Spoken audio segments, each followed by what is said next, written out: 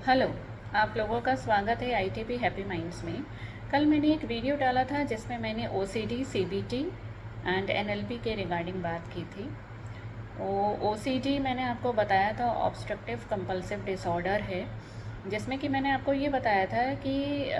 इंसान का जो बिहेवियर होता है या जो उसका मेंटल थॉट प्रोसेस होता है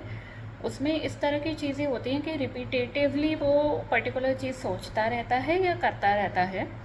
इसके साथ एक पॉइंट जो कि मैं आज और जोड़ना चाहूँगी वो ये है कि रिपीटेडली अगर आप कोई चीज़ कर रहे हैं, जैसे कि अगर आप सफाई कर रहे हैं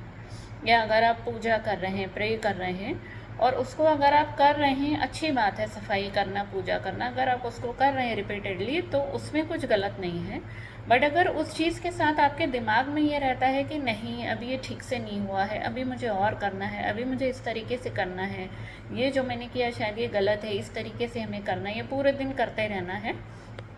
तो जब इस तरह की एक्सटेंसिव बिहेवियर में चेंजेस हों या मेंटल थॉट प्रोसेस में चेंजेस हों तब ये ओसीडी कहलाती है। और सीबीटी एक तरीका है कि जिससे कि हम इसको डील कर सकते हैं। एनएलपी एक तरीका है जो कि ओसीडी में हम लोग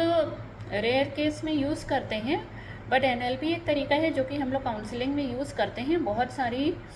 चीज़ों को कवर अप करने के लिए, खासकर जो लोग प्रोक्रेस्टिनेट करते हैं और अपने काम को टालते रहते हैं, इसलिए नहीं कि वो लेज़ी हैं या इसलिए नहीं कि वो अपने काम से प्यार नहीं करते हैं, लेकिन उनका जो सबकॉन्शियस माइंड है वो इस तरीके से फीडेड है कि कॉन्शियस डिसीजन लेते हुए कि आज मुझे ये करना है, उनका सबकॉन्शियस माइंड उनको सपोर्ट नहीं करता है। इसमें मैं एक चीज़ क्योंकि एनएलपी तो बहुत ही ज़्यादा मतलब एक गहरी नॉलेज है और बहुत डीप है और बहुत मतलब इट्स नॉट इजी कि एक दिन में या एक मिनट में उसको किया जा सके, बट एक प्रोसीजर में आपको, आप बिल्कुल इसको आज घर पे भी ट्राई करिएगा। एक उसका मैं आपको स्टेप बोलती हूँ, वो आप ट्राई करके देखिएगा कि अगर आपको कुछ उसका अफेक्ट होता है कि आपका थॉट प्रोसेस, आपकी थिंकिंग प्रोसेस जैसे जैसे चेंज होगी और पॉजिटिव होगी, आपको बहुत फ़ायदा होगा उस चीज़ से। तो आज हम एक प्रोसेस को देखते हैं। इसमें अगर आप कोई भी नेगेटिव चीज़ आपके साथ हो रही है या आप सोच रहे हैं, जैसे कि किसी ने आपके साथ बहुत रूडली बात करी, तो आप नेगेटिव थॉट प्रोसेस और ओवर थिंकिंग में फंस जाएंगे कि हम तो इसको इतना रिस्पेक्ट करते हैं और इसने ये कैसे बात करी है हमसे।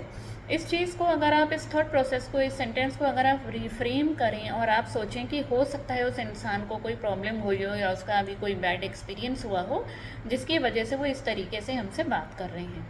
तो इससे आपको बहुत ही ज़्यादा रिलीफ मिलेगा, नेगेटिव थॉट्स कट ऑफ होंगे और आप बहुत ही ज़्यादा जो है अपने आप में सुकून महसूस करेंगे। क्योंकि दूसरा आपके साथ क्या कर रहा है उससे मैटर नहीं होता है, आपको अपनी आइडेंटिटी नहीं छोड़नी है। दूसरा कैसे भी बिहेव करे, दूसरा रूड हो, अच्छा हो या हमेशा अच्छा है आज रूड है, कुछ भी है, आपको अपनी आइडेंटिटी नहीं छोड़नी। अगर आप अपनी आइडेंटिटी, अपने संस्कार, अपना व्यवहार अच्छा नहीं छोड़ते हैं और पॉजिटिविटी में ही रहते हैं, तो आप ये देखेंगे कि जो भी प्रॉब्लम आनी थी या नेगेटिविटी आनी थी वो चेंज हो जाएगी आपके सिर्फ और सिर्फ थॉट प्रोसेस से। क्योंकि इस पूरे संसार में साइकोलॉजिस्ट का कहना है, और इसी बेसिस पे हम लोग काउंसलिंग भी करते हैं, कि 90% ऑफ दिस वर्ल्ड इज़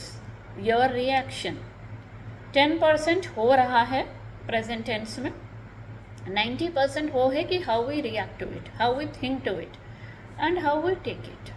तो अगर आप रिफ्रेम करने लग गए पूरे दिन में, आप जितने भी आपके नेगेटिव थॉट्स हैं, तो आप सुबह से लेकर शाम तक अगर आप ये करेंगे तो आप शाम को आके ज़रूर हमें बताएंगे कि हमारा पूरा दिन जो था बड़ा खुशहाल था। हमने जैसे ही रिफ्रेम करना शुरू कर दिया अपने नेगेटिव थॉट प्रोसेस को और नेगेटिव थिंकिंग को, और कंसिडर करने लगे कि ठीक है दूसरे को कोई ऐसी दिक्कत परेशानी रही होगी, कोई बात नहीं, ऐसे बात कर ली, और फिर हम अपने काम पे लग गए, तो आप खुद ही मुझे फीडबैक देंगे कि सुबह से शाम तक, शाम को आप फीडबैक देंगे हमें कि हमारा पूरा दिन बहुत ही अच्छा था, खुशहाल था और आप अपने काम पे फोकस कर पाए। तो ये एक तरीका है रीफ्रेमिंग का,